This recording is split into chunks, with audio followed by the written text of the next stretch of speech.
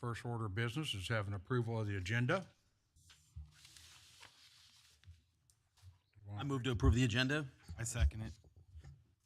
All in favor? Aye. Good. Motion passed. Consent agenda, claiming the minutes from 2/17/26 and scheduled claims list. Do we need to do those separately, or can they both be combined? They can be combined. Okay. Then I ask for approval of consent agenda. I move to approve the consent agenda. A second? All in favor? Aye. Consent agenda approved. This is the time for the public comment section, where we open it up to the public to come in and tell us what they might think, or get something off their chest, or just let us know what's going on. So do I have anyone from the public that would like to speak? Take this opportunity. Seeing no takers, then we'll go on and move down the road. And the first thing I'd like to do is I'd like to welcome Jeanette Blackmar with the Lumberyard Arts Center. She wants to kind of come up and give us a little presentation on the lumberyard. So welcome, and let's just start. Before I get going, we have goodies to hang out. Thank you. Thank you. Thank you. Thank you. Thank you. Give it to us. I've already got one. I'm privileged. I got it. It's an awful full of money. With the Quilt Capital of Kansas programming team to make our presentation this evening. So, good evening, Mayor. Welcome, ladies. Welcome. Yeah, good evening, Mayor, members of City Council. As the Mayor said, my name is Jeanette Blackmar. I am the Executive Director of the Lumberyard Arts Center. In 2019, the Kansas Senate approved Resolution 1711, designating Baldwin City as the Quilt Capital of Kansas. And before we start, we want to thank the city. A tremendous thank you, and especially the tenacity of City Councilwoman Julie Constantinescu for erecting our Quilt Capital of Kansas signs. You may notice them on Highway 56 on both the east side and west side of town, welcoming visitors into our community.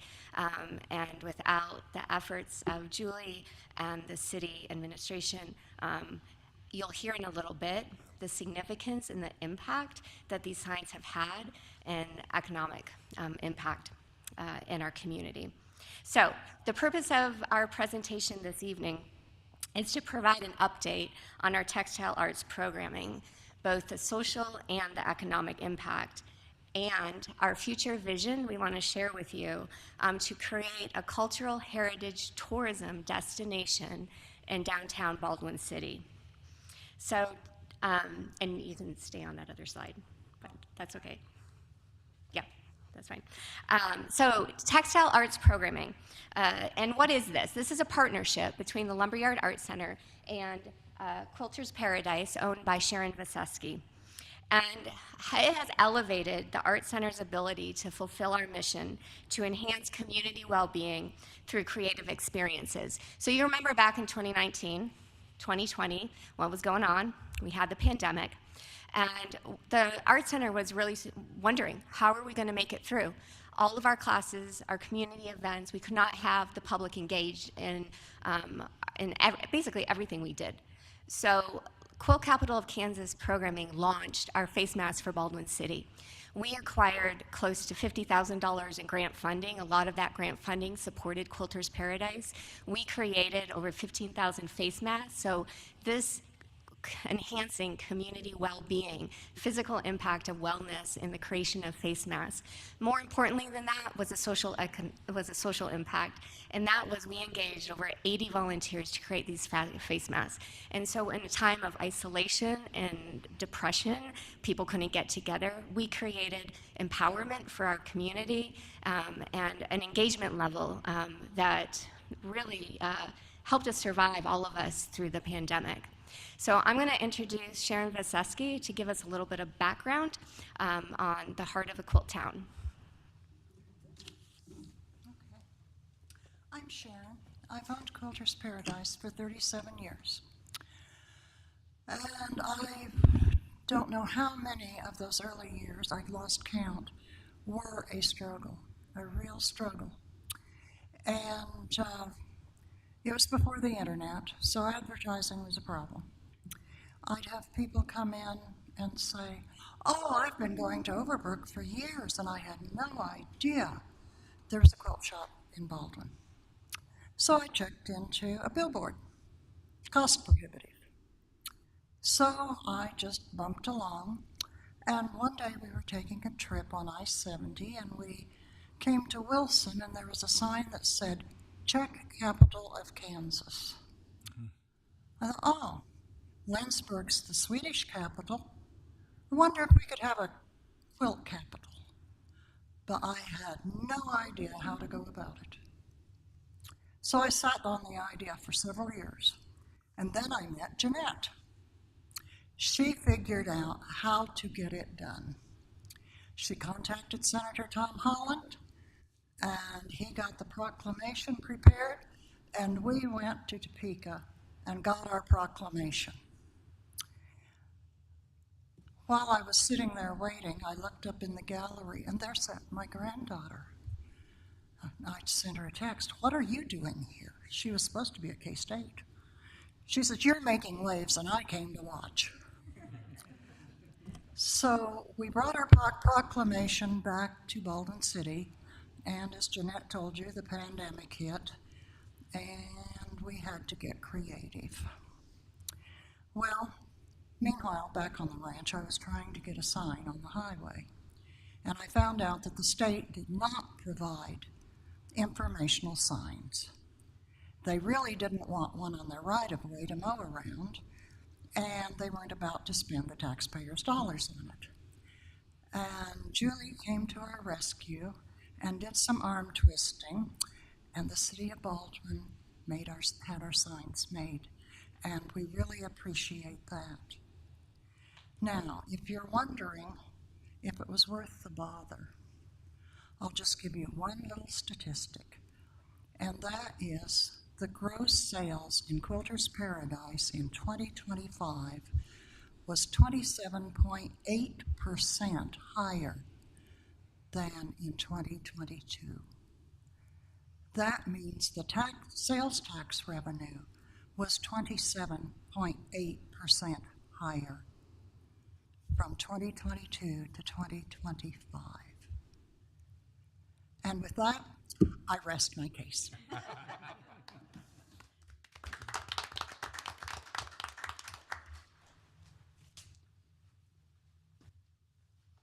Hello, I'm Ruthie Rodden. I am the board president for the Lumberyard Art Center, and one of my responsibilities is to take care of Quilt Capital of Kansas. So I'm going to tell you some stories and a little bit of information. We, the Quilt Capital of Kansas section of the Lumberyard Art Center, are very busy. We have classes, events, workshops, and ongoing displays. We average 20 adult classes and 8 youth classes every year. These classes include piecing and quilting classes, macrame classes, embroidery classes, crochet classes, and wood quilt block classes. And I've probably forgotten some. A couple stories tell our story. One is I participated in where I helped Angie, with a pajama bottom class for teenagers, where we had 12 to 14 teenagers, some with sewing experience and some with none at all. I was entertained as I helped a group of 4 who were obviously very good friends, and when they finished their pajama bottoms, they put them on and went to El Patron for lunch. Then I also helped with a t-shirt quilt class that we had for graduating volleyball seniors. This class included seniors and their mothers working together on the first steps of making the quilt. I was delighted to watch Shiloh's daughter take great care with the layout of her t-shirt blocks, showing that how they were displayed was very important to her. The last story I have is of two cousins. Perhaps they were 10 years old. They were visiting us on the Caw Valley Farm Tour. Both girls were delightful, but one showed so much creativity as she, who had never touched the sewing machine before, made a little bag with a handle from the scraps that we had provided for them. She had so much energy and an I can do anything attitude. Every January, we have a show in the gallery in the courtyard. We started those shows with nationally renowned quilt artist Marla Jackson and her large historic visual narrative quilts. Then we had a miniature show with a local quilter, Florence Milliman, who wowed us with close to 100 miniature quilts. The following year, Teresa Shetler shared her felting artwork, as well as collage pieces that combined fabric and painting on paper. And this year we had Gary Keller, who shared 23 of his bold, beautiful quilts with us. I was delighted to present Gary's quilts, as he uses many different techniques and isn't shy about using color. All of these artists shared their talents with us, either with a presentation or a class, sharing their knowledge of how their work is completed. We not only have our own workshops, but we collaborate with the Maple Leaf Quilt Guild, who brings in nationally known speakers for hands-on workshops. This July, they'll be having a class on dyeing fabric. We have ongoing displays of quilts that hang from our rafters. We change the displays out every 2 or 3 months. The quilts are loaned by local quilt makers. During our regular open studio day that's on Wednesday, we frequently have visitors in town or just walking around town to see what we have here. They come into the lumberyard and they look up at the quilts that are displayed from the rafters, and I get to greet them and I am delighted to hear the oohs and ahs as they admire these quilts and also look at whatever the gallery show is. Next, Angie's going to share some information about our events.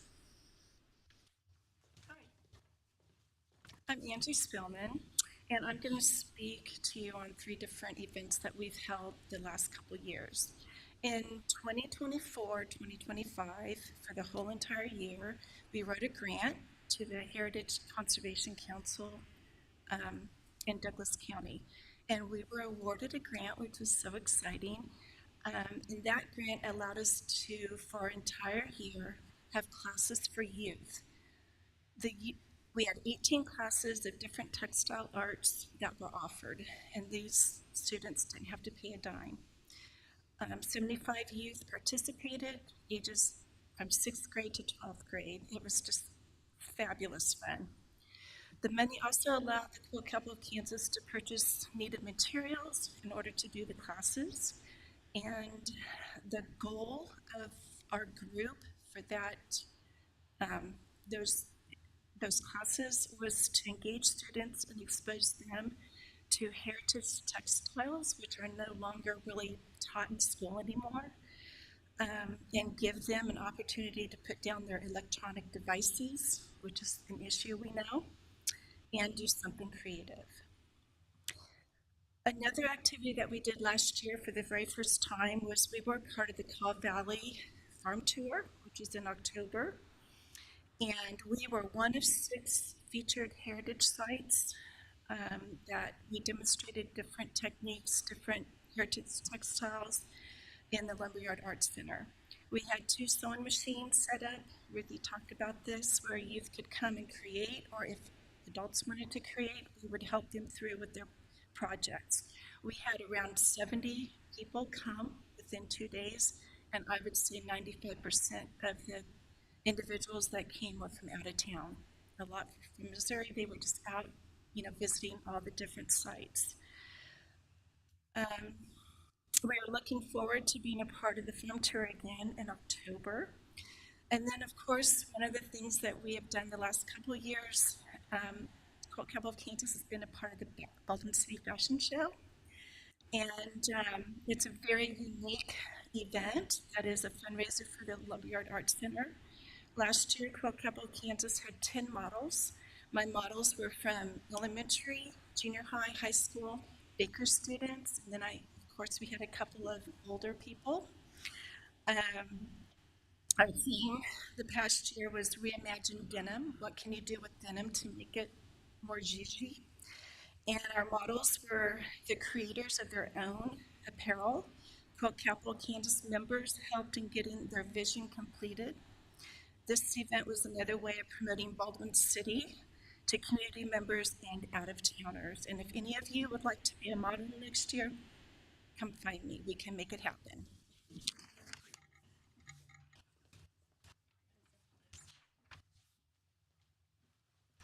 I'm Liz Granberg Jerome.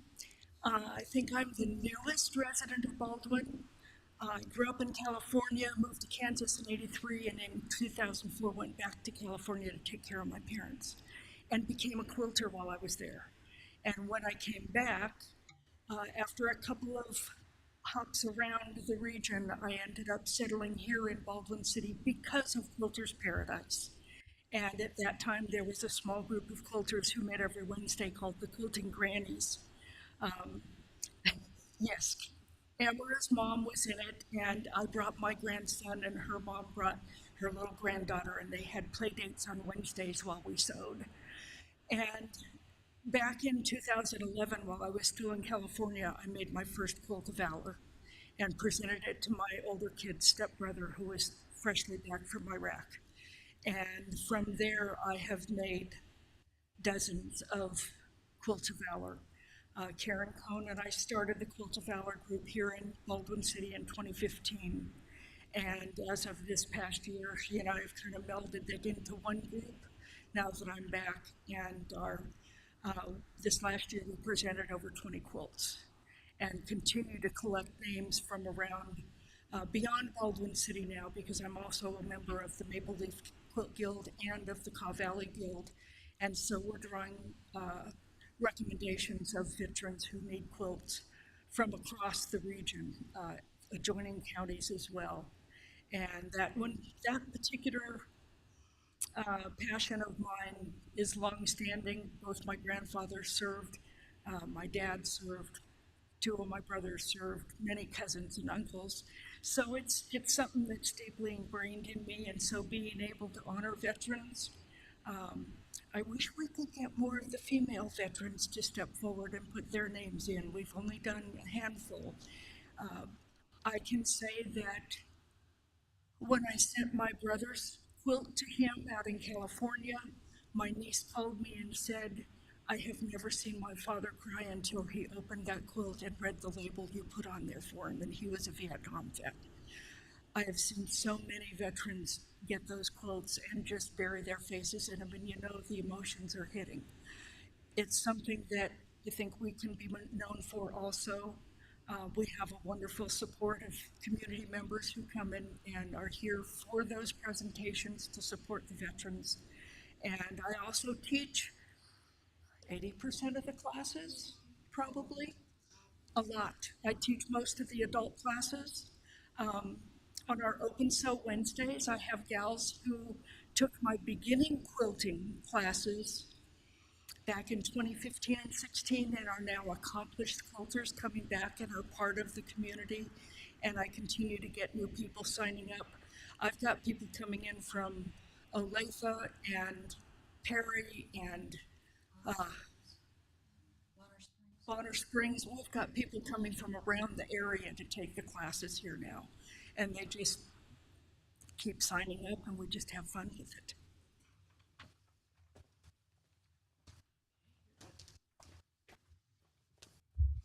Good evening, and thank you for having us. I'm Janet Anderson Story, the newest member of the Quilt Capital of Kansas team.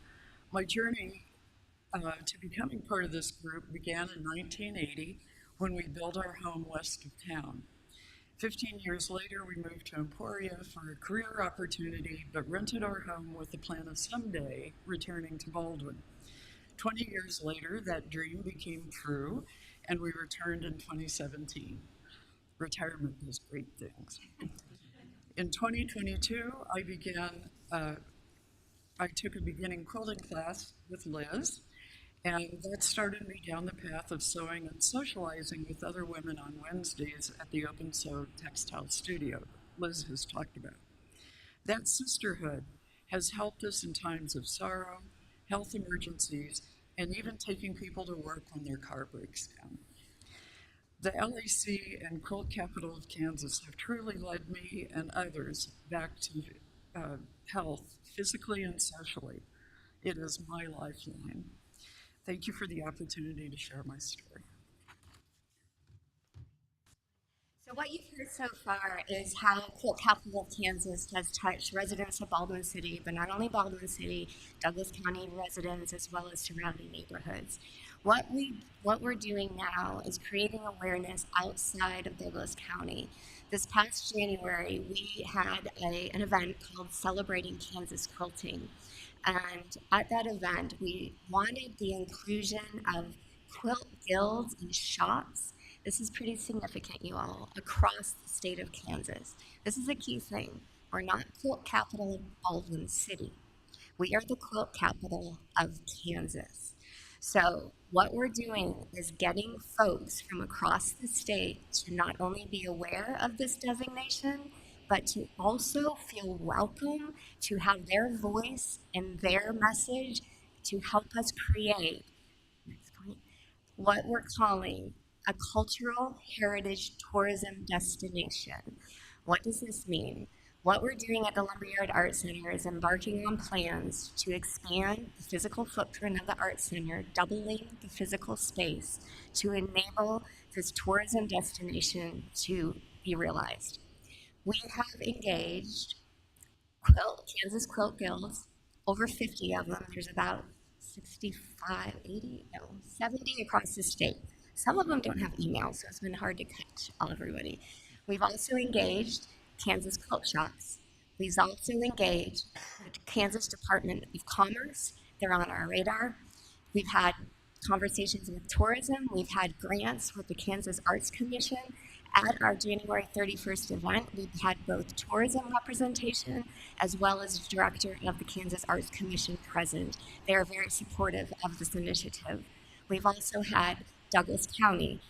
We mentioned the grant that we received. We also have county commissioners, Erica Anderson as well as Karen Wiley, very supportive of this initiative.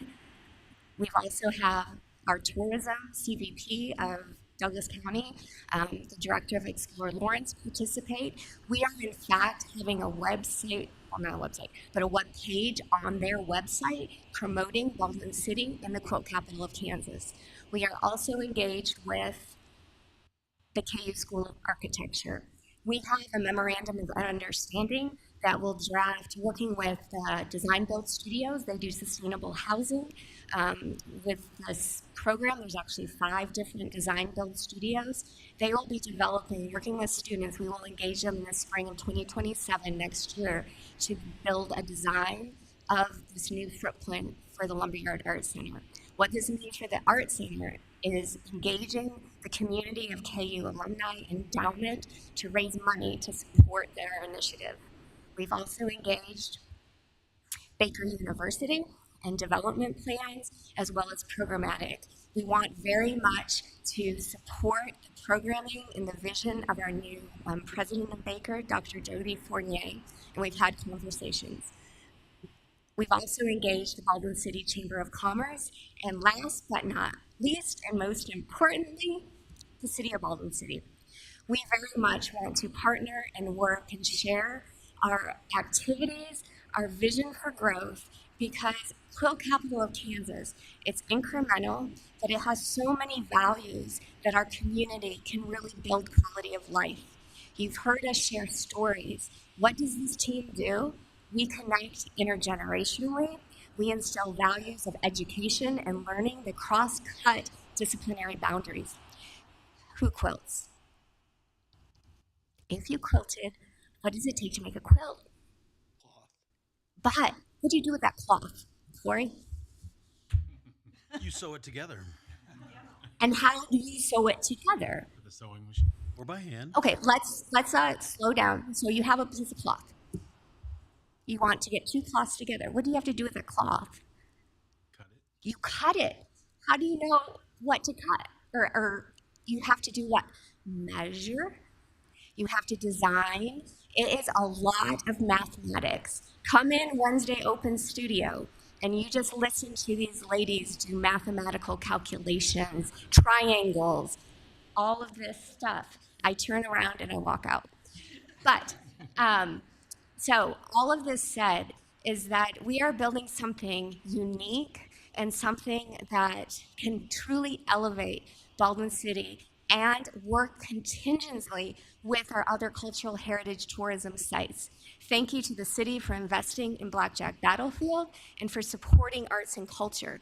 And also we want to advocate for the economic power of tourism. Your dollars go so far in Baldwin City. What makes us unique is the heritage and our cultural sites and what we have. So with that, I'm going to turn it over to Ruthie for last comments. And your bags, those were given out at the January 31st event. We hope to come back quarterly to give you updates on the progress and activities of Quilt Capital of Kansas and about the guests that we have entertained from across the state and across the country. To keep up to date on our activities, like us on Facebook, and you will not only see what is happening at the lumberyard, but you will also be treated to the fabulous promotional work of our most recent honoree at the Chamber Awards Banquet, Bailey Rice Beach. Thank you for your time this evening. Thank you. Thank you for the presentation. Yes, council having comments or would like to make comments? Or ask questions about how to quilt? You know, if I can, and this kind of comes from personal experience, I don't know what it is, ladies, you put into these quilts. I wish we could bottle it and kind of sell it. And this comes from personal experience. I have seen individuals dying of cancer who take a quilt and for whatever reason has incredible power as they lead their final journey. I have seen abused children latch onto a quilt that is theirs and theirs only when they've had nothing else in life given to them or provided to them, even love. And I really appreciate everything you do because it's some kind of magical power that a quilt possesses other than just what a blanket does out of a department store. So, yes. Every stitch is put in with love and prayer. I think that's it. Yes, thank you. Thank you. So I know as long as I'm here, I'm always going to have my support. And I, council, I'm pretty sure I can speak for them too. But thank you very much. I greatly appreciate it. Thank you. I just wanted to say a personal thank you also for the Quilts of Valor. I'm a veteran, been in for 17 years almost. So I've been there at some of the presentations on Veterans Day when you guys have handed those out. It's huge. It really means a lot. So thank you so much. Thank you.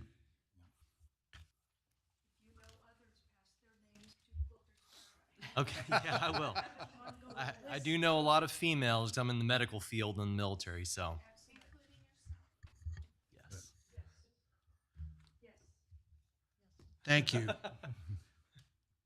Okay, the next thing on the agenda is we're going to go back to old business and look at the ordinance 1531, the gas franchise tax, which we discussed the last council session, made a decision to table it until this one. And I'm going to kind of run things just a little bit different tonight in the sense that what I want to do for myself, including myself and the public that is listening to this, our community, I'd like Scott to take a moment to explain why this is very important, what it deals with, and I'm going to move from Scott to Russ to Counselor. So. Yeah, thanks, Mayor.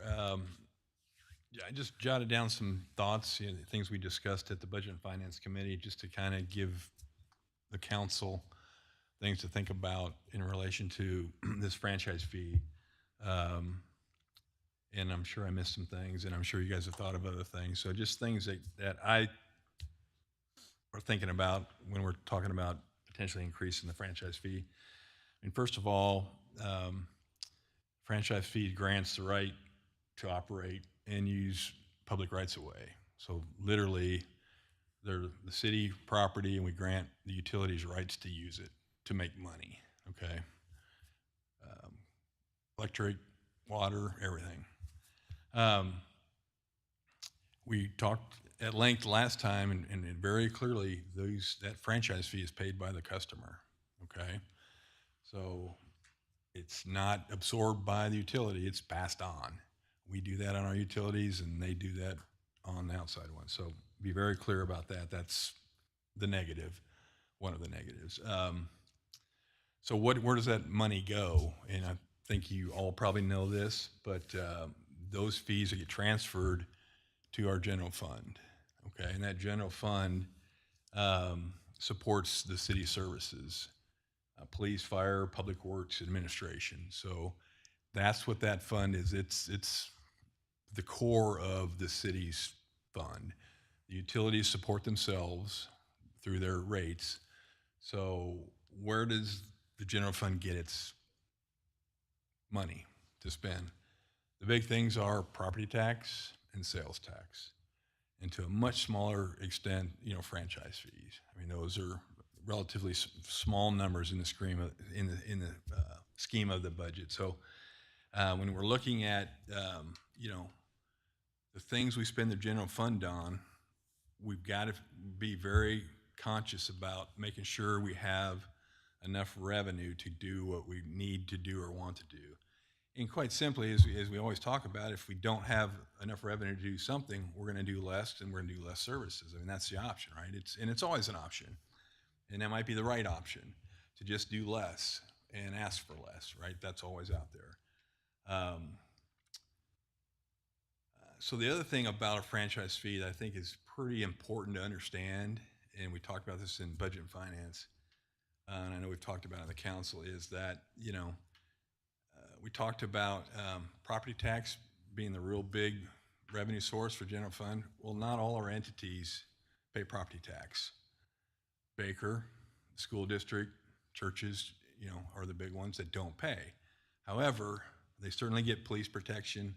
They certainly, enjoy fire protection and all the services. So, in one hand, they're not supporting the general fund to pay for those services. One way to do that in a very small way, relative to the others, is through the franchise fee, because everybody is using those utilities. So it's just really about how you may be asking a different constituency to add, to pay for things they haven't, to contribute. It still hits everybody else the same as well, but at least you're now pulling in some amount from these entities that aren't taxed with property tax. So that's something to consider, is about franchise fees, about who's paying that bill. The other thing is these franchise fees are somewhat controllable. I mean, they're based on a percentage of your bill, right? So you can kind of control how much that is, just like you control how much you're going to spend on those utilities. So they're somewhat controllable, certainly more than property tax. It is what it is. You have no say. It comes down, and you have to pay it. So that's the other thing. So something about the agreement, we need to make sure we understand that it's currently at 3% for the gas company.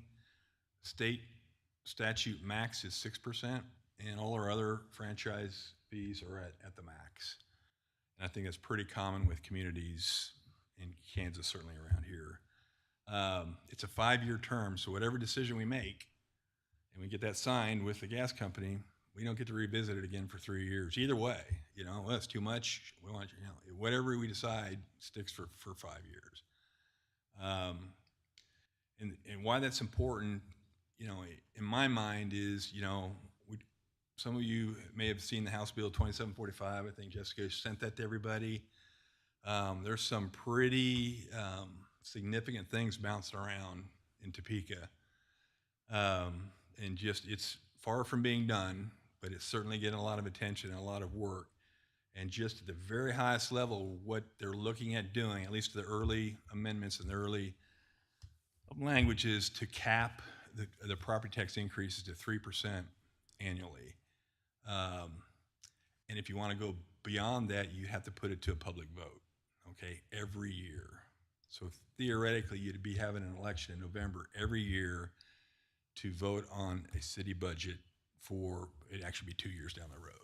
So it'd be too late in November to do it for the next year, it'd be the following year. So the reason that's important is that, you know, we've got things that come up that may require more than a 3% increase, you know, improvements, things that we need to do, police, fire, whatever they need, administration, and to limit you to 3%, if the election isn't passed, then you're stuck with figuring out how to reduce some services to make it. And that's the way the process is proposed to work.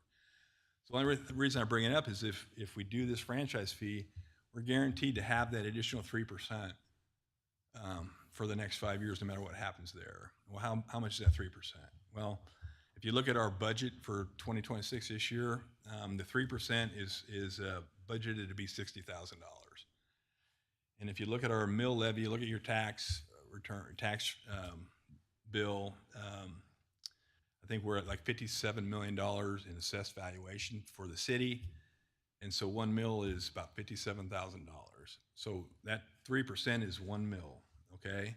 If we add the additional 3%, that's another mil. It's another $60,000. Well, what does that mean? Well, we talked about what the general fund is. If there's things that we need to do, or we think we need to do or want to do, and we don't have that additional $60,000, we're either gonna have to cut something else out or raise the mill levy by 1 mil to get it. So those are two ways we could actually get the general fund to where it needs to be. So that's where the franchise fee is there. It's fixed. It's you know, you can count on it no matter what happens, you know, at the state level with the upcoming bill, and we can do a little bit better planning.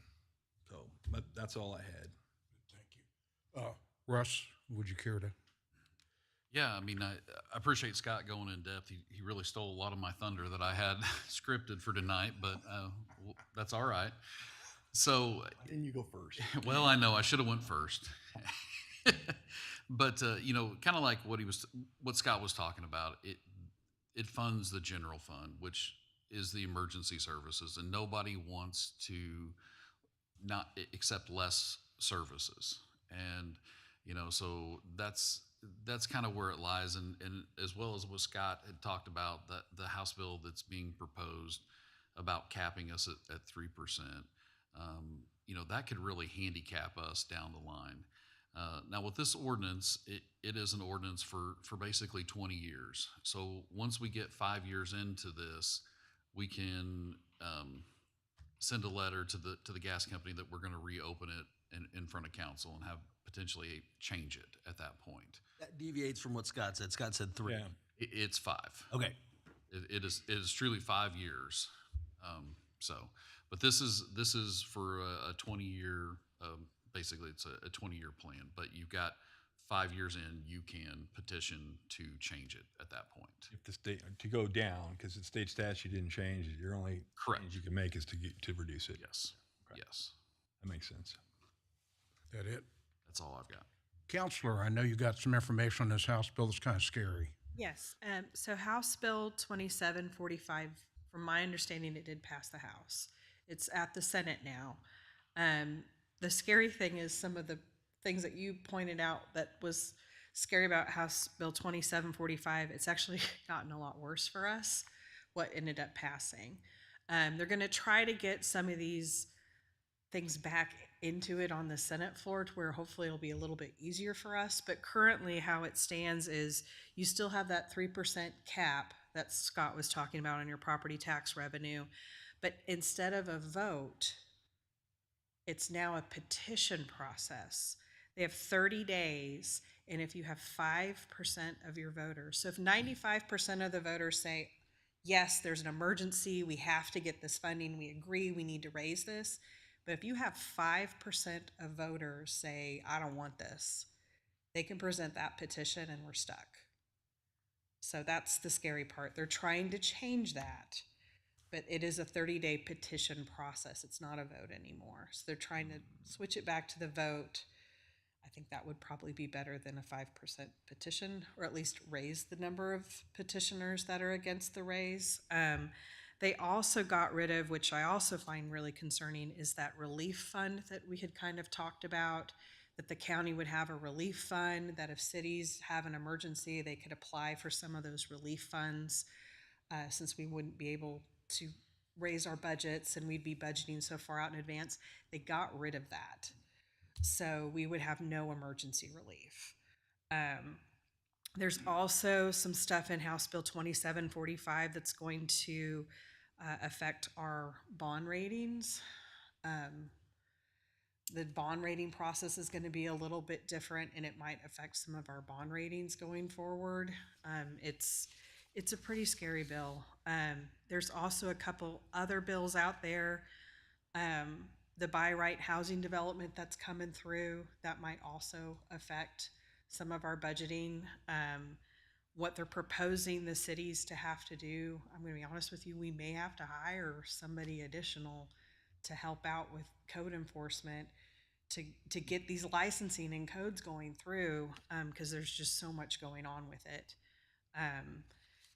You also have the House Bill 244 that went through. Everyone calls it the Restroom Act, but there is some things we're going to have to do on that. You know, whether people like the bill or not, we're stuck with that law, and we need to follow the law whether we like it or not, because we cannot afford to get stuck with those fines. It's $25,000 for the first offense, and then $125,000 a day each time we're out of every day we're out of compliance, which that would blow through our reserves pretty quickly if we can't get it remedied fast. There would be some lawsuits. Yeah, there already are some lawsuits filed. I meant from the city upward. Yeah. So I don't know if that bill's going to stand or if it's going to fall, but right now we need to move forward like that bill's going to remain law, because it is, as of February 26th, it's the law. So I've already talked to Russ. We've got some stuff, and we're already kind of working on it, hopefully making sure we have restroom signs up and things like that. But there's still a lot more involved with that. But that's just something to keep in mind as you're figuring out the budgets going forward is, I mean, these are just the ones that we're currently watching for this week. There's other stuff in committees that haven't made it out yet that if they do would also blow up our budget. And we are going till April. So we've got a while to go. Still contact everybody and tell them to fix some of this stuff, because it's hurting small towns. It really is. Thank you. Question for the bathrooms: are we not in compliance? I'm not aware of us being out of compliance. Okay, yeah. I think we might have to change some of the signage for maybe the rec center and the pool. I think we might have to change some of that signage, like the general locker room rules and stuff like that. I think most of our stuff should, in theory, be in compliance. I'm not quite sure how much you want me to get into and waive attorney-client privilege, but as far as I know, we should be in compliance enough to avoid a lawsuit at this time. The law just rolled out, so we're having to take reasonable steps and reasonable measures to ensure compliance. And since the law just rolled out, those reasonable steps are pretty minimal at this point, but the longer the law remains in effect, the more we need to make sure we've dotted our I's and crossed our T's. Good. Thank you. You know, I don't want the council to be offended by having everyone kind of explain something. This was more for my edification and for the public, so they could kind of understand where we are with this franchise tax. Because each and every one of us up here, all you council members, have a tough job on where we land on this thing. But I think before we do, we just kind of, for me, it gave me an idea of the landscape of what we have to deal with. So with that, I'll be quiet and turn it over to you all for discussion. It's okay. In the spirit of that, I do want to say, typically we do council speaks first, then staff comments. Okay. I kind of feel like we could all we can scare tactic this thing to death with what's in committee and what's in the House and what's in the Senate, but we can't sit up here and just vote based on what we're afraid is going to come out of a certain committee or House or Senate. I mean, we don't want to make decisions like that, do we? Just for clarification, I'm not encouraging anyone to vote in any way. I'm just advising you of what's out there, just so you all know that when. I understand. And if there was a misstep, it's on me. Well, not them, so, I'd like to talk through it first on the council level first. okay. So I'll start. Let's talk about what the franchise fee to the gas utility means. It is somewhat discriminatory. You're taxing people who have gas furnaces and not taxing people who have heat pumps. People with gas furnaces, and this new development out here on East I, they didn't run gas out there. Those are new houses that are coming in without furnaces, without gas furnaces. So now it's starting to separate between older homes and newer homes, homes that are outside of city limits that just got annexed that we can't run gas to. So you are taxing a specific population. I know property tax does disproportionately tax residential and for-profits, nonprofits, churches, universities, schools. Those are exempt. There's nothing we can do about that. I think before we talk any further, we need to definitely identify the fact that an increase in a gas franchise fee there are people who do not have gas furnaces. There's a lot of them. And gas stoves don't really matter. It's the furnaces.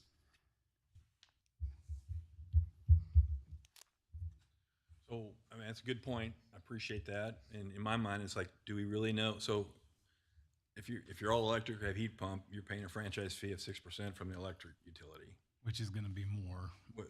So it's not, so to me, it's, you're paying that franchise fee to one utility or the other. Correct, but we are a body who just voted an increase in the electric fee 3 times in the last year. We haven't touched gas. So that's a lever that we cannot pull if we don't have to. What's the threat? Where other than what's in committee and what's at the House, what's in the Senate? What stress on the general fund am I missing? It's not been mentioned. So I think the projection is currently that we're in better shape than we have been. But you've been on this council as long as I have. And the years where it's in good shape, drastically smaller percentage than the years that we struggle to get the general fund into policy. So that's my concern. And if this was an annual thing, I get it. We'd wait till we see a situation where we're struggling the general fund again. But the problem is that we got to wait to make that decision for 5 years. And I'd rather reduce a utility a percentage that gives that $60,000 back somehow in one of the other utilities that we control. If that's the problem, if that's what we want to try, how we want to try to solve it, I mean, that's one way we could solve it, right? I mean, it's hard to hear that we're in good shape. Let's raise rates. I understand being prudent and trying to get ahead of the game and all that, and I've definitely seen what happens when you don't, but I'm going to go back to the last meeting when we discussed rates. And there's got to be a stopping point at some point. I mean, we've had a nice little jump here.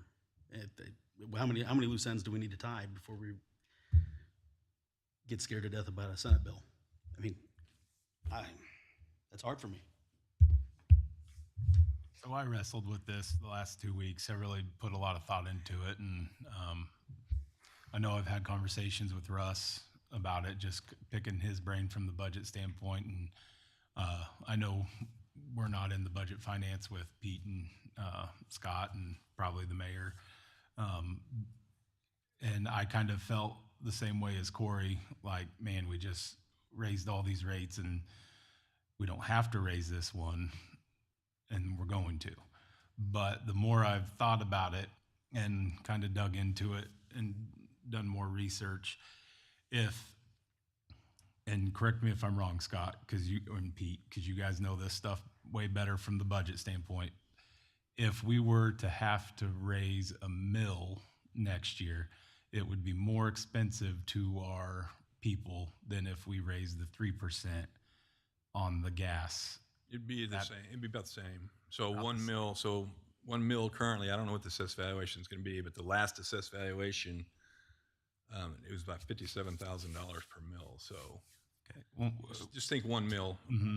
because what I'm getting at is I'm truly not a fan of this raise, but is it the lesser kick to the pants than if we were to raise a mill No, they're the same or thing. two?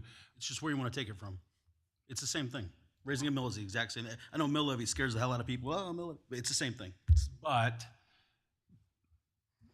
the odds are we're probably going to have to talk about a mill levy raise or two. This would at least lessen the burden of that. And it would spread it out through a bigger demographic than just the property taxpayers. And I get, Corey, I get what you're saying on everyone that's electric, but honestly, they're even with the 3%, they're paying more for their heater because electricity is more expensive.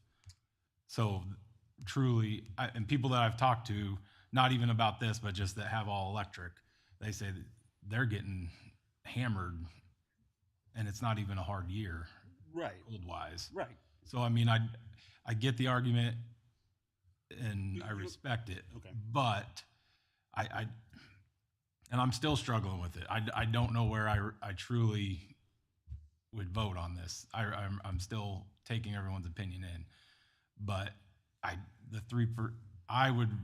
feel like I would rather do something like the tax increase here than if next budget season we had to raise it 2 mills. Well, maybe we only have to raise it a mill. I'm not saying we're going to. But if we don't know what the projections are going to be, and I'm not worried about I'm not worried about the bills or whatever's going. That's going to happen. That's out of our control. We can only be reactionary to that. So I'm not being coerced or scared into that. But I'm just wrestling with what is the best option for the community. Is it to do this now and then? Because I even asked Russ, I said, is there a way to make it like a stepping stone? Can we go, 0.5% each year? But he said, no, it's got to be a flat rate. I was just thinking outside the box, but so. Quick question.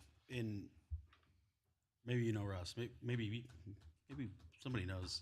Where does the state allow us to cap at sales tax increases? Is it 3%? On sales tax, I'm not for sure off the top of my head on that. Because if you have room on that, that's not only fair across the board in the city, but you're also capturing sales tax from out-of-towners who spend money here. But you're just taxing them a different way. I get that we would be doing it. I understand the You thing. have to look at who you're taxing. I know, but we're still taxing the people of Baldwin City too. I'm not saying raise it 10%. I'm saying raise it whatever percentage you need to equal $57,000. Well, That $57,000 come not just from you, but the teams coming for basketball camp out in Olathe, the people coming in from Maple Leaf, filling up gas, eating food. I get it. I take the burden of responsibility off your citizens if you have room to increase the sales tax. But then you're also kind of, in my opinion, you're also making it a negative for Baldwin people to spend their money in Baldwin because things are going up. No, you forecast it based on what you need. So if it's a 1/10 of a cent increase in sales tax, that's what you do. If that equals $57,000.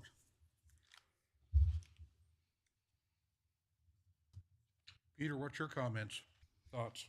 Oh, I'm sorry, Councilman, are you done? I don't want to cut you off. No, I just apologize. I feel like this is going to be a discussion for a little bit, so jump on in. I want to hear everyone's opinion.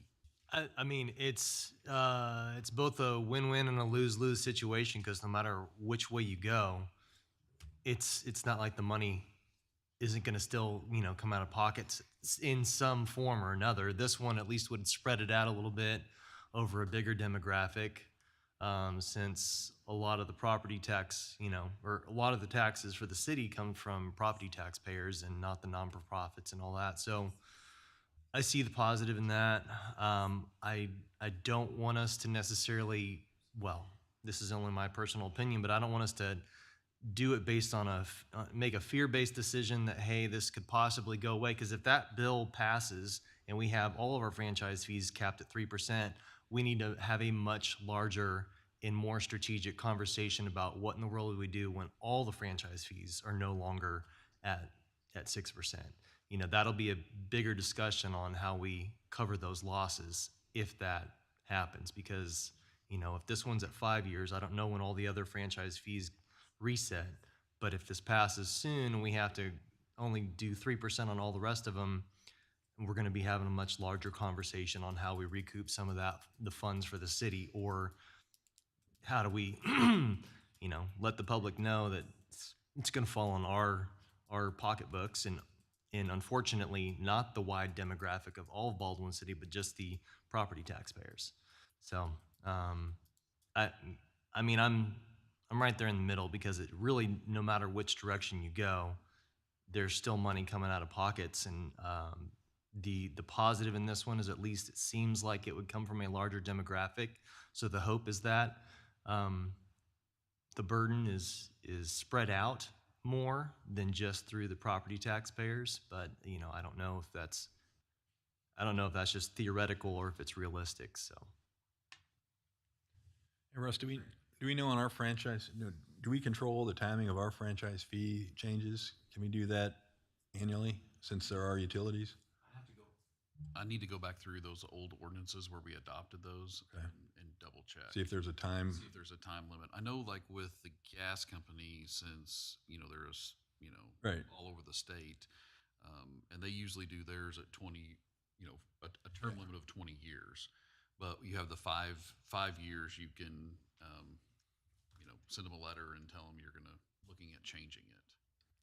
So the reason I'm bringing it up, because ours are at 6 on our 3 utilities, that we would control changing that. Correct. Now the others, The others are time limit. yeah, I don't know when they come up. I'm not for sure. And I haven't seen anything in the state legislation talking about changing that from 6 max, so that would probably stay. Yeah, I don't think that was going to be my question. I didn't think that the franchise fee was part of that bill. Correct. So It's not. yeah, Oh. yeah. Yeah. So it Just wouldn't property affect tax Yeah. increase. So it wouldn't affect the franchise fees. Yeah. They would cap our bigger revenue source at Yeah. 3% year over year, But the franchise Okay. fees could still be. which is worse. Yeah. If they capped our Yeah. franchise fee, So I then mean, it's a we'd have fraction. No other option than raise them. that 6%. Well, yeah, That you cap of couldn't, 6%. exceed that in your budget. Your budget Right. would be set. You'd have to figure out how to meet that budget, which if your costs are going up, you know, healthcare and all, you know, costs going up higher than 3%, you're gonna have to cut services. Okay.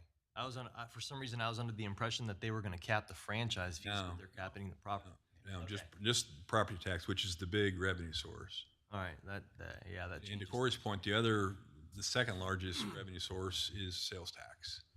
County, which we don't control, we benefit from, city. Okay. We could change our city sales tax, but I think to Jay's point, you know, to me, sales tax is probably more regressive tax. And it also is potentially, you know, you have to figure out how much it is, but anytime you raise sales tax, you're potentially making your local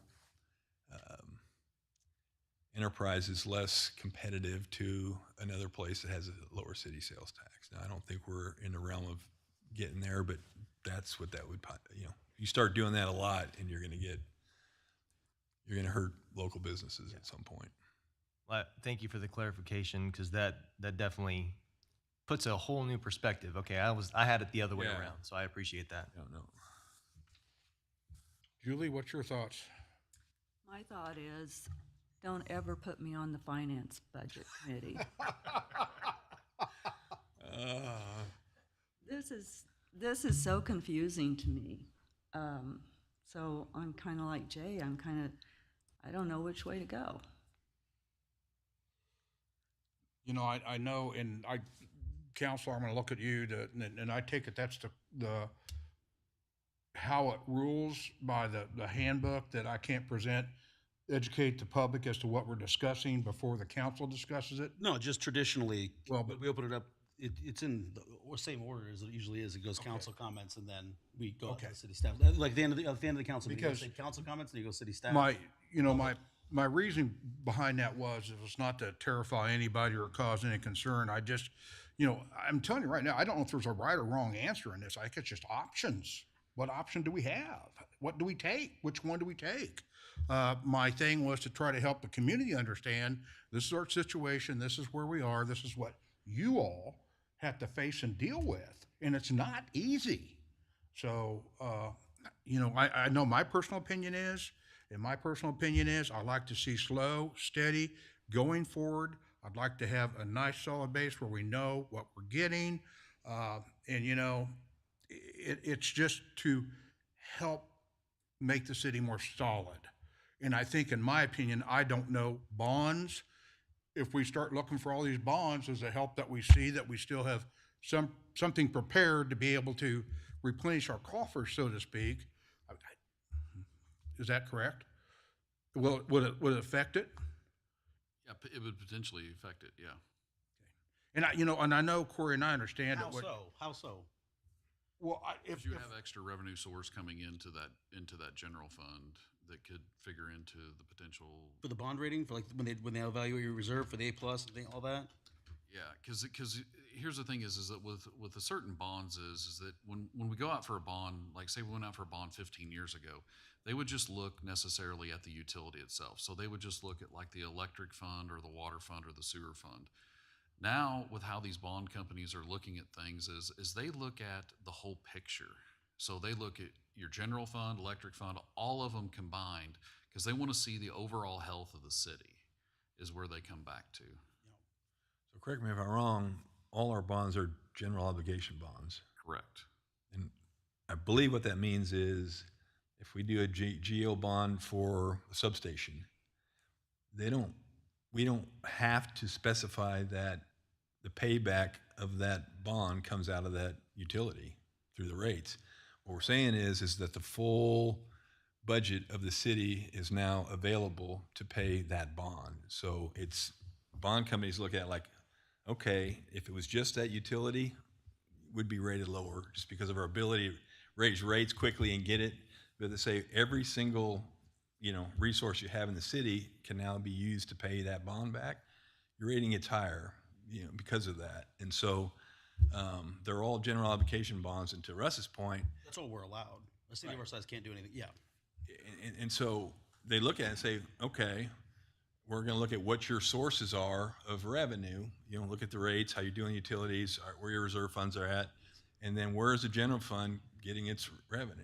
Sales tax and property tax, and then these franchise fees. So to Russ's point, it would actually be a positive in that we have another revenue stream that's higher than it has been and would be pretty much known, forecastable, right? And I don't know how much that would affect it, Corey. I have no idea if at all. We did the math on it one time for the last bond that we went out for, and it was very minimal. And we were kind of sitting there kicking ourselves, being like, well, what were we so stressed about that for?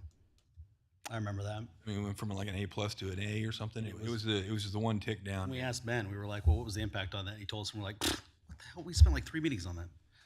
Well, and I know you discussed and made a comment. I didn't want it to be a scare tactic, but this comes from experience of working in government all my life. I've lived through 3 of these Senate bills that one day things are good. The next day they drop that Senate bill on you and you are scrambling, trying to figure out how you're going to handle things, how you're going to address it, because unlike us that sit here and have a good connection with our community, a lot of the politicians sit removed and go, we're going to make this decision and you're all just going to live with it. And they don't understand how hard it is for us back here. And I mean, I went through it in the inventory program that they had, sales tax that Kansas did away with, that, I mean, hit our budgets hard. We went through it with cameras. I mean, all these things that they decided to do in a spare moment and just a repercussion. So I just wanted you to be aware. I'm not trying to scare anybody. No, I just, that's out there. And I think we need to kind of go through and also kind of consider it. Sure. Because if it happens, then we're going to be scrambling. Well, you're talking about different ways to fund it. You got property tax, you got sales tax, you got franchise fees. transferring into the general fund. Each one of those is going to be more or less discriminatory than the other. And Scott, you'd mentioned the regressive impact of maybe sales tax being a little more aggressive than the franchise fee. And I just can't help but think about the person living in the older home with no insulated windows and no insulated walls in a gas furnace that's out of date, and that being regressive because they can't afford it. I mean, that's the image I keep getting in my head. And I feel like there's a reason we haven't raised that franchise fee this whole time, and it is because that's the one in the winter that really hurts people. And I don't want to have, I think it's inappropriate to have this conversation if we don't even know what the ceiling of our sales tax is and can't even have that conversation. We don't even know that. But it's 2% for the city, isn't it? So a city sales tax, Kansas, the statute 12-189, we can do city sales tax increases in increments of 0.05%. We cannot exceed 2% for general purpose and 1% for special purpose. Right. And the special purpose conversation is the one that we had back for the quality of life stuff. Where are we at with the general? How's it break down? While they're looking that up though, Corey, I guess you could also have an electric heater and everything with cruddy windows and cruddy insulation too. I mean, and then But we're not talking about raising the electric. we already have. We already have, exactly. I know. Now we're but talking about raising the gas. I know, but I'm saying I don't feel like we're discriminating by possibly doing this. When I use the word discriminate, I'm not talking about. I know. I'm talking. It's just one or the other. I know. Separate, right? Okay. Yes, I get that. But I'm just saying, just because you have cruddy windows or cruddy insulation doesn't mean you have a gas furnace. Yes. I mean, I understand. that. So, I mean, because I know people that have bad insulation and all that with an electric furnace. Wood stuff. But I mean, it's so, and I get it. This is a hard one for me too. I'm trying to figure out soak in every single piece of information, and really make sure, I feel 100% in what I'm voting for. So I mean, I get your argument. I do, but I don't know. I have to remove myself as a council member and put myself back into a citizen's role and ask myself, I mean, so we're doing all these increases in such a short window of time so that the budgets can all be nice and cozy, but as a citizen, as a consumer of these utilities, my wages haven't gone up 23% or however it is, how much you raise. I mean, my wages haven't gone up. As a matter of fact, inflation's going up.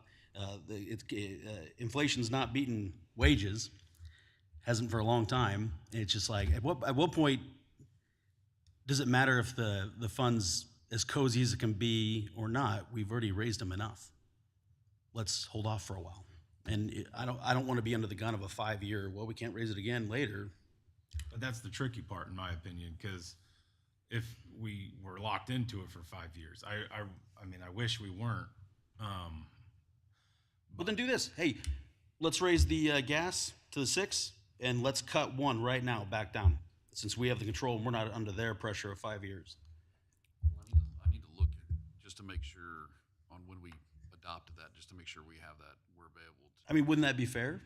Instead of reacting to, well, 5 years from now, we could have a real problem. We'd be like, well, next year, let's evaluate. And if we have a problem, we lowered that one in advance and can increase it instead of sitting there being scared to death of this 5-year deadline. I get what you're saying. I'm not for sure when we set it, if we set it for a time period, if there was a time period attached to it before we come back to revisit it. So That's an ordinance, though. I know, but we just changed. Go more than we could change the ordinance. It's our utility. When do we have, is there a deadline for when we have to vote on this? When does that expire? It expires June, so. We have time. So you have I mean, time. I mean, maybe it's worth looking into what Corey's suggesting, and maybe since we have till June, I mean.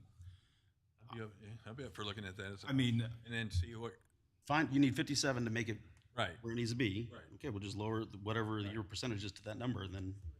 See And the, There's and no the- longer a 5-year deadline. And then the Kansas legislature, they end in April. So if you do hold off, you would be able to see True. what bills and everything end up getting passed into law. Direction you want to go? And how that will affect our We have budget. that. The only thing is we don't back bill that. So we would only get the 3%, we would only get this 3% increase for those, From that 6 point months or on, yeah, whatever. we're missing 3 So months. it wouldn't be a full Correct. 40 But or they're, 50. they're back warm down. months. Yeah, no, I got you. I think that's I feel like we probably table it again. Yeah. Do Does there need to be a motion to table it again? no, we just Okay, can can we just say table it. table it? But before we do, I mean, you've kind of voiced your opinion, Mayor. But what direction would you like to see us go? Well, as I stated earlier, my thing is I really want to see us a little bit healthier through our budgets and our reserves. I think we've been on razor's edge for quite a while, from the last 10 years, something like this. I think we're one just basically bad disaster away from having a real serious problem that could really come back to haunt us. I'd just like to see a little bit healthier. I understand Corey's comments. I understand yours. I am on a fixed income. I'm on Social Security. Everything else around me is going up. There's no control over that. But that also means it goes up for the city, that we have to be able to kind of cushion and take care of. So I am for raising it. The whole 3%? Yes. Yeah. Yeah. And I tell you right now, and believe me, I understand everybody up here going, I know you might not think I don't. You think we really want to pass this right when we just hammered it last session? I get that. I really do. And as a citizen, I know I'd not be happy. But part of the job, I think, for me up here too, is to look out for the community and say, we need to not think of today and tomorrow, but a year, 2 years, 3 years, and 5 years down the road. So that's why I'm on the 6% side. So thank you. Yeah, and I know you said the disaster, we've been walking a razor's edge, but I think if a disaster happens, it wouldn't matter if we're walking razor's edge or not. I mean, agree. If a disaster happens, it doesn't, I think, you can carve it, it's tomato, if you think we're on a razor's edge or not, but disaster is gonna impact us if we have all the money, because we're never gonna have money to completely fund that disaster repair or whatever. So, It's really how long do you want to be able to pay your employees? That's without what having to that's lay what it's them all off? about. yeah, That is it, because you go out and you're going to bond for the capital. yeah. I mean, that's how it's going to work. Mhm. So it's, you'd really like to keep people employed. And it still goes back to we're not even fully staffed. Yeah. So, that's another, and eventually with us being a small town, we're gonna need more in the general fund because we're probably gonna have to start paying employees more to entice them to come to work for a smaller city or to stay. Yes, because I can tell you right now, a lot of our guys could leave right now and go make a lot more money than what they're making here. And part of it is they're loyal. A lot of them are been grown up in Baldwin or lived here for a long time. And, I don't want to raise, don't want to raise it if we don't have to. But if that means retaining our great employees that we have, then that's another discussion because that all comes out of the general fund. Am I correct on that? Yeah. So There'll be a portion of the employees that are Bless you. in the utilities that will get funded out of utilities, but a percentage of that administrative piece also comes out of general fund. So general fund is mostly for the operations for the whole city. I do want to correct something on the timing. There is a 60-day provision after we sign this ordinance. There's a 60-day buffer. So the But old wouldn't come ordinance in. expires in June. There's a 60-day buffer, so we would want to make sure that we have some kind of resolution by April, ideally. So you still have time. You can still table. what date in April? I think I would say before April 19th would be ideal. Okay. I would say probably the first session So in the first April would be meeting the of latest. April, we need to, Yeah. I think everyone's, at least if I can say, pretty well staked out. We just want to table it, see what else is out there, then come back. Is that a fair assessment? yeah. I think- And the 60-day window, once we do it in April, does it take effect in April or would it be No, there's a 60-day window where we have to get out all the contracts finalized, send out notices to everyone. So even after we put if we keep it the same, if we lower it, if we raise it, whatever we end up deciding to do, the citizens won't see any changes until 60 days after Okay. we've passed the ordinance. So And, okay. so So like, they'll have a buffer window. Yeah. okay, and to that, I know one of the people that was speaking against all the utility rate increases and stuff was pushing for June, you know, or August when there wasn't a bigger hit. If we did decide to go this route and we didn't do it until April, then at least people would have time to budget it when it's not a winter month and using as much gas to prepare for the next winter, like some of our community members were trying to preach last time for some of the other utilities. At least we could possibly deliver what they're asking for this one potentially to lower. I mean, so that's another thing to think about. I mean, Yeah. So the utilities that we don't own, we own water, wastewater, electric. That's it. Yep. The ones we don't own are the gas, cable, internet, right? Trash. and trash. Trash. That's right. We don't own trash. So the three that we do own, we can control the destiny of those, and we can change those Well, annually. he's gonna look. Well, we can. And if we can't change it, we'll change the ordinance if we need to, if that's where everyone wants to go. That's why we're here. Okay, so just max out the gas. So this is, I'm gonna repeat what I'm kind of saying. Just max out the gas and then decrease that amount, whatever that number, that dollar amount is, to the other, whichever one you want to, we control all three of them, just put it wherever you want. And then that way we have our hand on the lever. Right. Just max the gas out and decrease the other one. That way now we control our own destiny.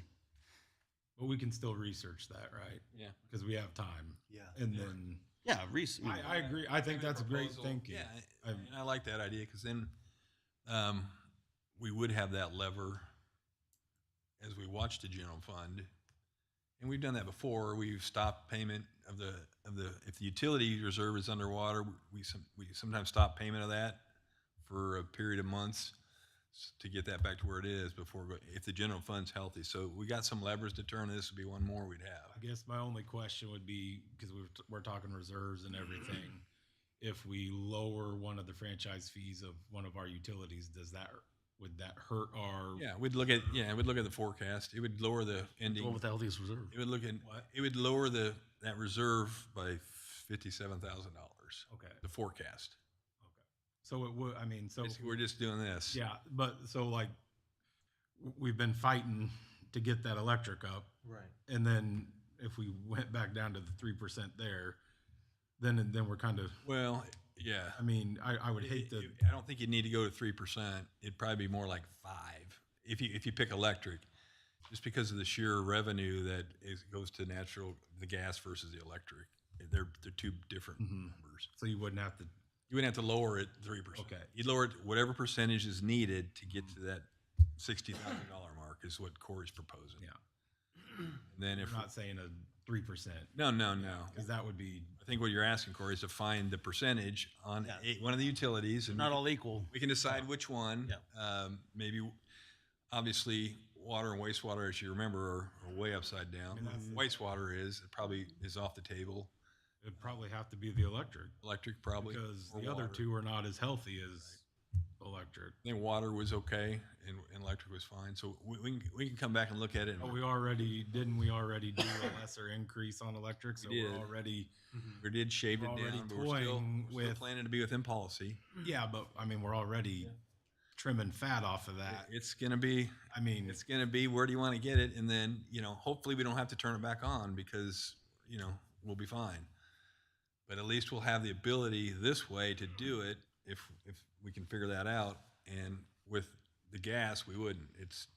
So you have to remember too, if your franchise fee in the gas goes up 3%, that's a transfer into the general fund.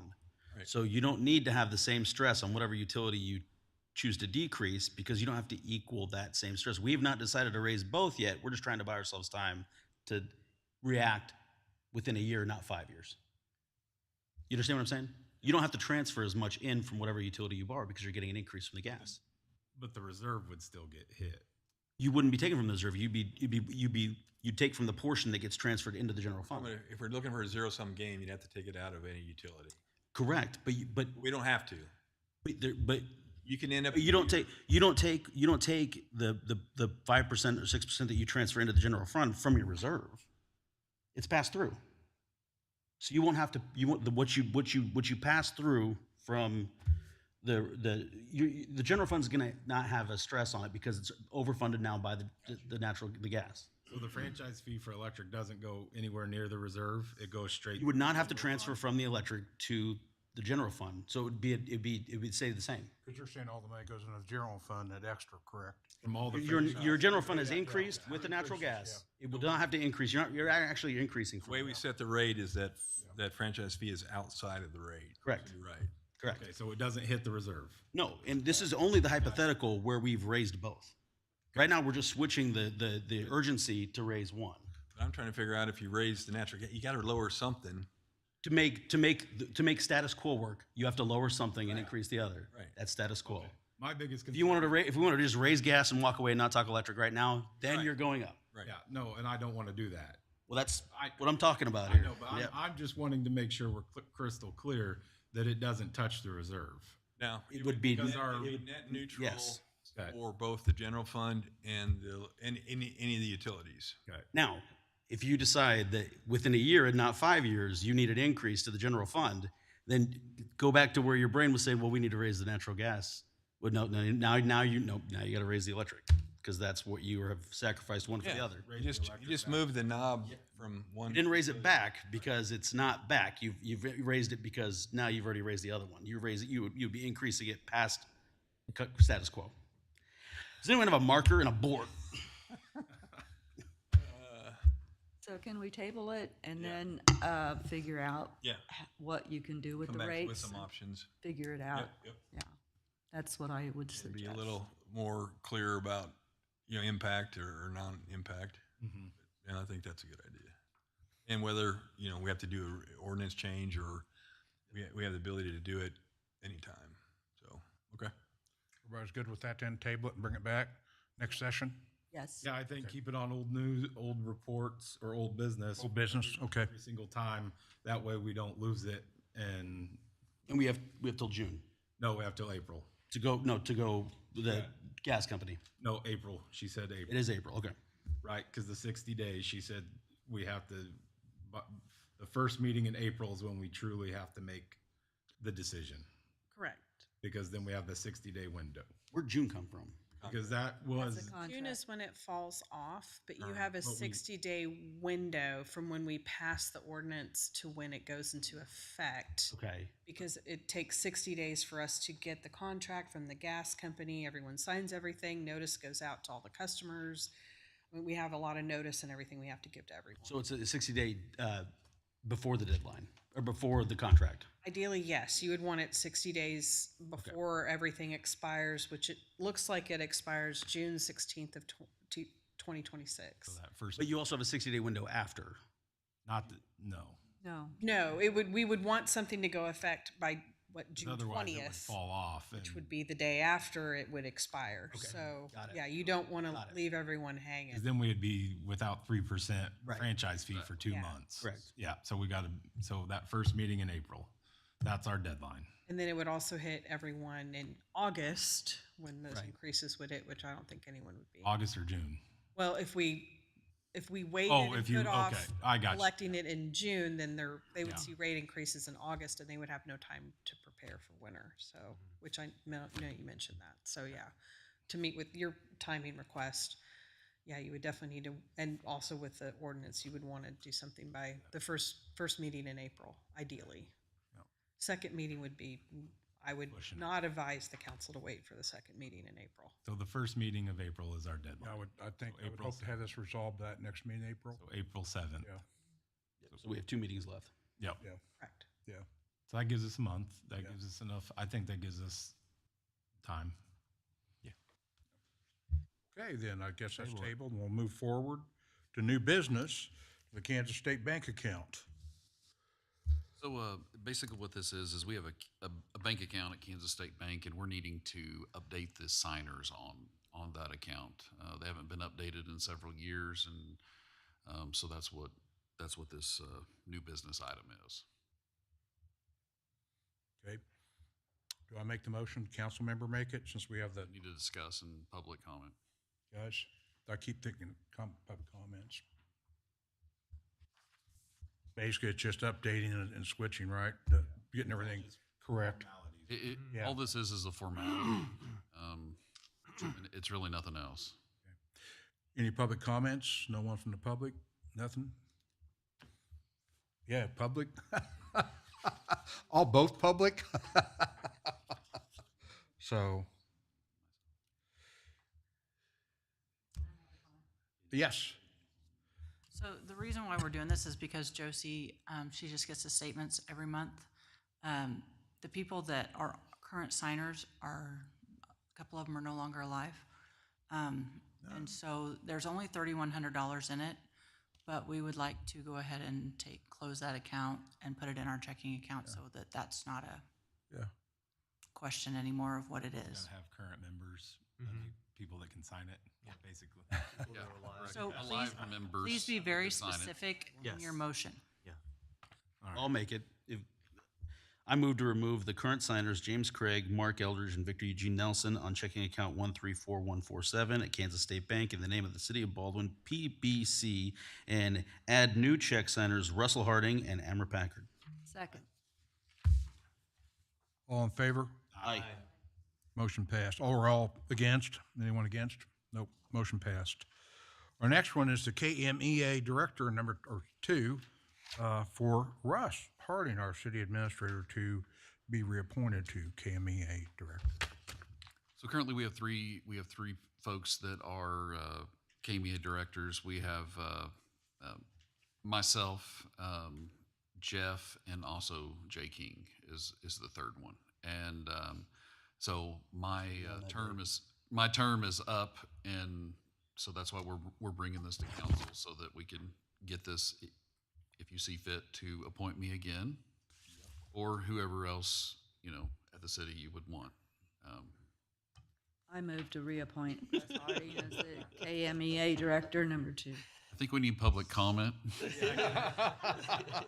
I'm part of the public here, you know? I second it. Second, got a second on it? All in favor? Aye. Aye. All opposed? Thank you, Motion Julie. approved. Congratulations. Yeah, congratulations. Now we'll go to council and committee reports. Scott, Peter. Scott, yours up. We did have a meeting, Budget and Finance. We covered the January monthly financials, Baker Tilly did, and hopefully you guys got the email from Russ that comes out monthly. So they send out a dashboard and some other files that shows, if you don't look at anything else, look at the dashboard in that email. Especially if we're talking about, these funds and their health, you can see which direction they're going, where we are. If you're confused about any of it, you can call any of us, me, Russ, Peter, anybody, to help understand it. But as we go through this, as we try to get these levers that we want to turn, we really need to stay ahead of where we think we're going to land at the end of the year, so you can make the changes in enough time to impact the year. So it's important. I think the council has a pulse on where we're at, and I'm going to ask Baker Tilly to present to the council once a quarter on where we are for that quarter. So if nothing else, we all kind of sync up at least once a quarter. But it would help just for, just your knowledge base to look at it every month. And you got red dots, you got yellow dots, you got green dots, and you got arrows going up and down. Takes a little bit to get to understand it, but if you look at it several times, ask some questions, you'll start to be able to get a lot of good information out of this. So make sure you do that if you would. Talked about, again, the funding of the Lawrence Waterline project. No news on the grant status, so we didn't have a lot of discussion on that. That's really the next big milestone, is to see, when those grants get opened up to help fund the actual engineering design is what we're looking for. That's the next big thing we need to really look at. had more conversation around, utility cost relief for low-income other residents, several programs. Peter, you want to talk about some of that? I mean, ECAN, everything we talked about. I guess there's been historically a couple of those used for the lower income people. One of them was ECAN, I believe, and that's where there's a service that comes in, does a inspection of the home. They check it out. If you qualify, if you're on the low income side, they'll come in and do it. I think it's basically free. They do that evaluation. They figure out what would be the easiest way to help you save money on some of your utilities and to get your house or your HVAC system or something like that updated to help you save energy. And they will actually cover a majority of the cost or all, through that service. There's a couple other ones that are pretty much brand new. Dave Hill's on a committee at Douglas County, and that also has some money available and some funding for low-income people. But it's brand new, so I need to get a lot more information from Dave Hill before I can speak on it. And it also sounds like we might choose somebody from the community or from the city that kind of takes that on. I mean, I will definitely help spearhead it and try to get as much information as I can about these programs that are available, because it does seem like there are quite a few different programs that are either historically available and we know that they still exist or are fairly brand new, and we can hopefully be one of the first recipients, as a city, of some of those services. But it really is going to take, I'm going to do my best to spearhead it and to also just make sure that this doesn't just fall dead somewhere and disappear, because I'm pretty passionate about it. But I think we need somebody who's a subject matter expert about all these different programs. So we're going to be looking, and hopefully we have somebody that we can delegate that to here pretty soon. Because I do have a lot of other hats that I wear through the military and civilian jobs, so I can guarantee I won't let it just fall dead in the water, but I also may not be able to be the one to be the subject matter expert on it. So, Thank you. Mm-hmm. The other thing we talked about, I think Russ, we talked about maybe refreshing the website with pointers to programs to assist. Yeah, so I worked with Lynn on that, and we should be going, if we're not live today, so we are live today. There is like a resource page on the website that Lynn worked on, kind of identifying, from, rental assistance to as far as utility assistance and a whole bunch of other different things, mental health stuff. And so we have she set up a wide variety of resource page. Thank you. Yeah, it's something that when I worked for the city, I actually spent a lot of time and energy working with the county and various groups. And it's something that's been sitting waiting, honestly, just for somebody to say, sure, publish it. So there's a number of resources on the city website now under the residents tab. And then there's a tab at the top that says resident resources. I'll find a way to integrate it better in the site. But for the most part, I'm pointing outside our community because most of the best resources are available at the county level. But yes, I'd be happy to talk to you about that. Okay, perfect. It's been 5 years of work. Good. The other two things we talked about, the former police station lease to the bullpen is up, and we need to get it renewed.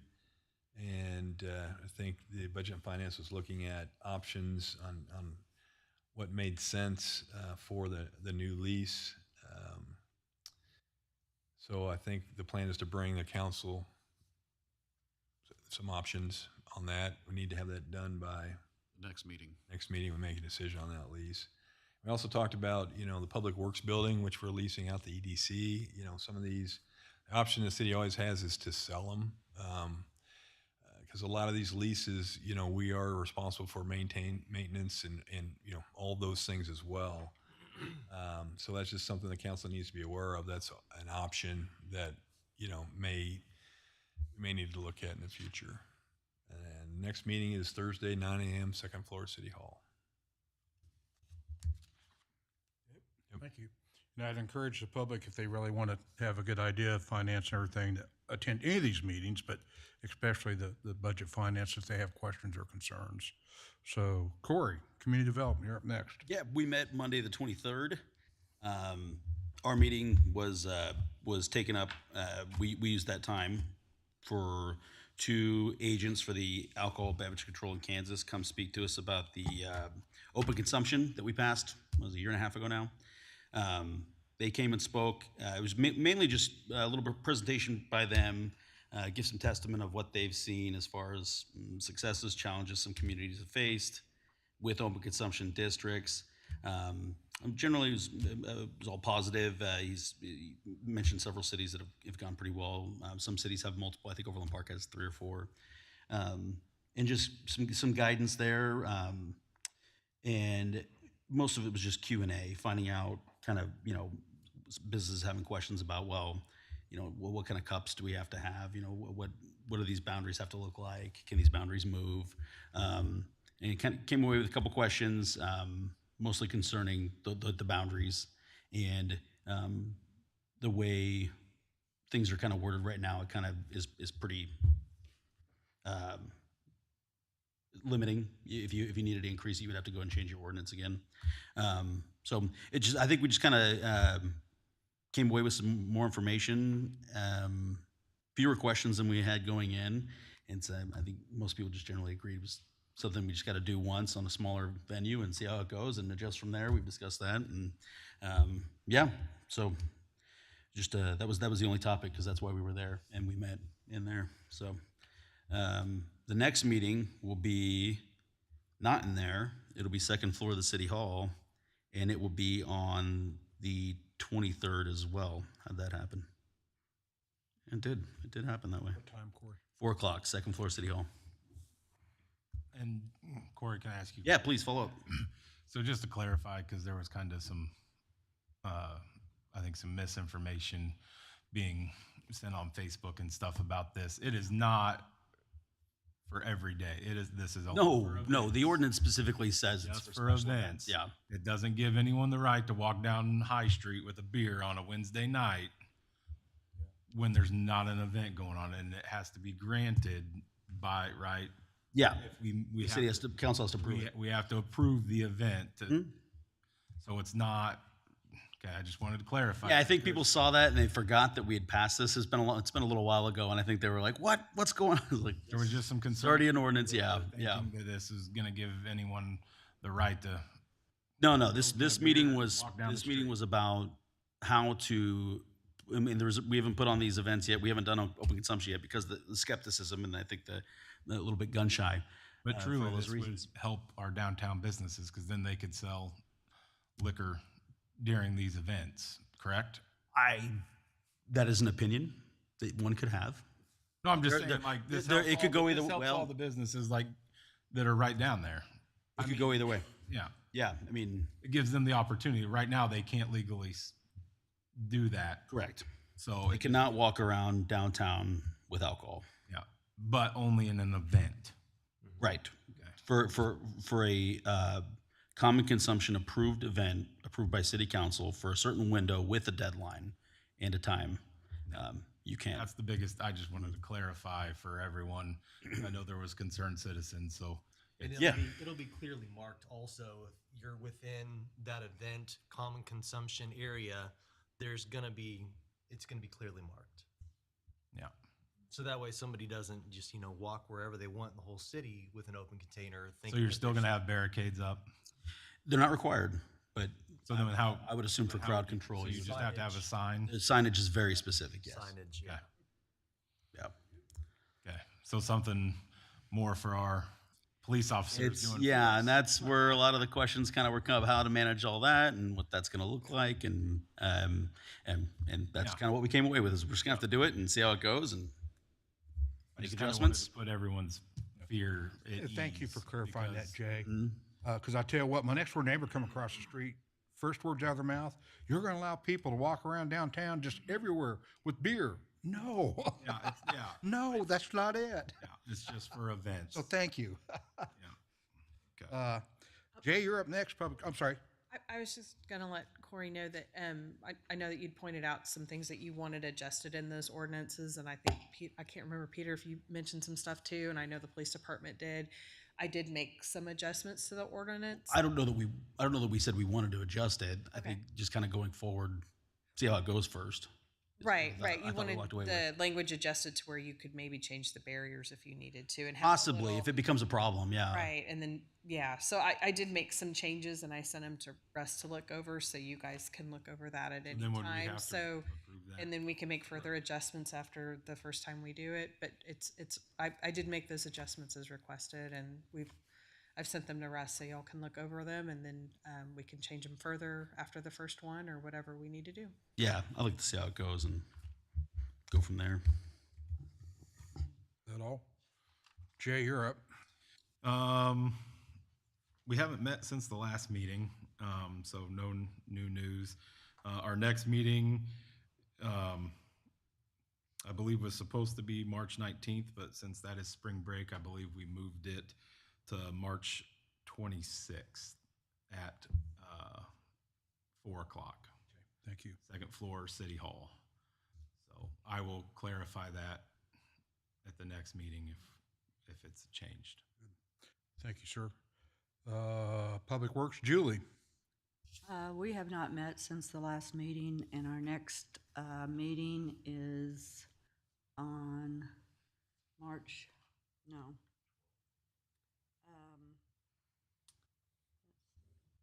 Yes, on March 12th, 9 o'clock at the Public Works Building. And can I correct, the time will actually be at 9 a.m. on the 26th. I forgot we changed that time. Yep. Okay. Strategic planning, Julie, up again. I'm sorry? Strategic planning. We have not met, and I don't think we have anything planned at this point. Okay, thank you. Jay, Lake Committee. Yeah, we met tonight to go over some of the grants that we are going after. We're currently going after a county level grant, a state level grant, and a federal grant. And one of the departments of the state of Kansas wrote a very nice letter that I will share with you guys via email to help with our federal grant application. Our county grant is in.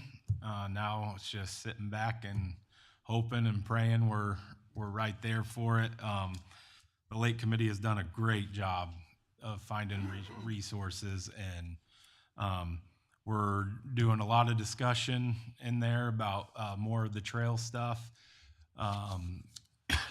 revamping the trails. We're moving forward on that. And then we have a new member that is helping us possibly revamp the disc golf course and see what we can do to help attract more people out to the lake for that. And then something else that was brought up tonight was the old Boy Scouts cabin and how the fireplace is still there and standing. We started throwing around ideas to see maybe if we could make that into a little space to where people could use it. If we could make that, a symbolic place where the Boy Scouts and help make a bridge to Boy Scout Island is what they call it, to where they used to camp. And then that way when they can go to Boy Scout Island, then they could use that fireplace, and maybe we kind of revamp that area for a minimal cost. So a lot of things are cooking for the city lake. We were moving really slow and just trying to find grants and trying to find money without putting it all on the community. And the committee members have worked their tails off to find everything grant wise, and we were moving a slow boulder. Now we're running with it, and it's exciting. And I think in the next 6 to 8 months, we're going to have some really exciting news, hopefully. And if we can get the Douglas County grant, then hopefully that shows the community that the lake is here to stay, that we are going to fight for the lake and keep pushing forward with it.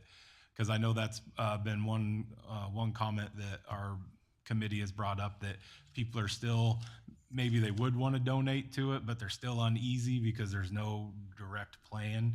So maybe if we get some hard concrete money going towards it, then maybe other people would be willing to donate to help finish the project if needed. Because we're not sure on the county grant if we're going to get the full allotment. We could get the full allotment, or we could get half. I mean, it's up to the county to decide how much they want to give us. So, and I will hopefully have an update in April for the county grant, hopefully. And the federal grant is due here in a couple days, I believe, and but we won't find anything out about that till the fall. So, Good. yeah. Thank you Mhm. for your hard work. Oh, our next meeting is April 7th at 6 o'clock in the executive room. Hey, real quick, Jay. I've offered this to different community members in the past, but never gotten anything back. But on that disc golf course, I've done the hole mapping for a couple different KV, DGA, the Caw Valley Disc Golf Course Association. I've done hole mapping for quite a few of their courses pro bono, and I'd be happy to do that there. Okay, thank you, Peter. Okay, thank you. City Administrator, staff comments?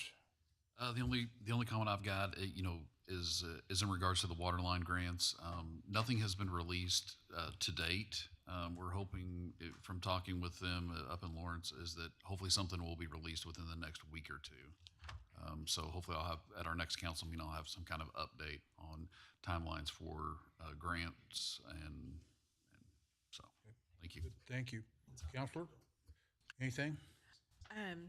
There's a lot of testimony going on this week in Topeka.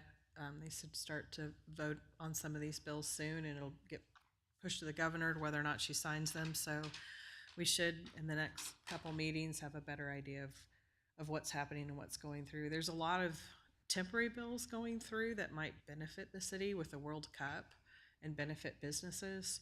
Good. They're still stuck in committee. They haven't made it to the floor yet, but if they go through, that might really help our town a lot, because I think we are going to see some traffic from that. Good, good. Amara, do you have any comments or anything you'd like to say? Okay, council, you want to make any other comments or? I just a comment. So with what Peter was discussing on the budget finance for the low income, help with low income, I know there's already things in place for the low income. I think one of the demographics that's getting lost is the blue collar worker that's struggling. There's not a lot of help for the blue collar worker right now and the mid-level income. Because those people don't qualify for assistance. And so as much as I think we need to be helping the low income too, could we look at possible scenarios to help the struggling mid-level person? Because I think they're struggling just as much as the low income, but there's no help right now. So if we could find, and I'd be happy to help research some stuff, but if they're, I don't want the people that are struggling that unfortunately don't qualify for help to think that there's no one looking out for them as well. So that's all. But I don't know, maybe some of those new grants that you're looking into might be able to help, or I don't know what the demographic or the money range is to qualify, but so A lot of those we don't run, we don't set the limits. yeah. The only way we could do our own thing is to use our own money. Yeah, and I'm not saying that. But that's, in reality, that's what we'd have to do. Yeah. And that's, we could look at how that would work. I just wanted to acknowledge that as a council, we see that it's not just the low income people that are struggling. It's, even the mid levels, and because I think that's why we've got to continue to Yeah. put the pressure on the rates. Corey had a great idea tonight. I mean, Yep. continue to try to keep those absolutely as low as possible, because that's a big part of a lot of everybody's budget. Yeah. So, I do think, talking with Dave Hill when he was talking about historical programs out there, I believe there was one, and I can't remember which one it was. Sorry, didn't mean to cover up my mouth there and make it hard to hear me, but I think there was one that if you don't qualify for the low income portion of it, you still qualify for some portion of assistance. And I'll have to go back and either talk to him or look at some of the information that he sent me and see if that's the case. But I do think that there was one. I don't think it's big. Unfortunately, I don't think it's, a huge cost savings, but I might be wrong. So, Okay. That it? Just a couple things from me. We kind of updated the Facebook on the city side a little bit. If you all notice, I put your committees underneath your pictures now on the council section, so it tells what committees you're in charge of. Country I set up, we did a thing about our costs too, about what some of the rate increases are really working for, helping out for. We have started to go through and purge the court system of, I don't know how many, but warrants that were outdated, probably in the same situation. Some people weren't even still here or maybe even alive. And so we've went through and kind of started culling through those and dismissing those because the courts have routinely said, you don't make an effort within 5 years, the warrant's no good, basically. So we're doing that. And then I've asked Jay to go through and have his committee look at court cost and court fines because we're like 5 years behind on those. Just to kind of, that's just some of the housekeeping stuff. So, I appreciate everybody's time tonight. We'll come back next couple weeks and wrestle it all again, and hopefully we'll get it all hammered out. So, one other thing I'd like to just comment on tonight. He gets irritated at me at time to time, but I know it's his birthday tonight. Hey, thanks, man. Shout out. What, you turned 27? Yeah. with a plus minus room for error there. Yeah. 42. Thank you. Happy birthday, Thank you. Corey. Appreciate it. Happy birthday. Thank you. Do I have a motion for adjournment? I move we adjourn. I Do I have a second? Aye. All in favor? Aye. All right, we're adjourned.